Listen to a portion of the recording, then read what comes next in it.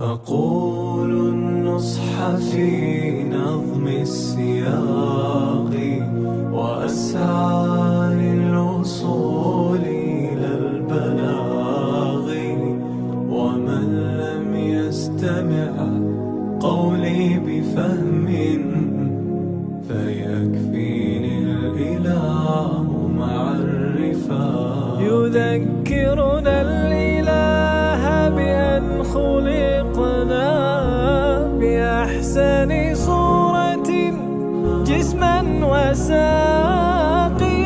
حبانا الله كل الخير منه، وبالشكر الزيادة قد نلاقي. فألزمنا جميعا بالصلاة، ولم يأمر بشيء لا يطاق. فإن ثوابها حتما إلينا، نقوم بحقها قبل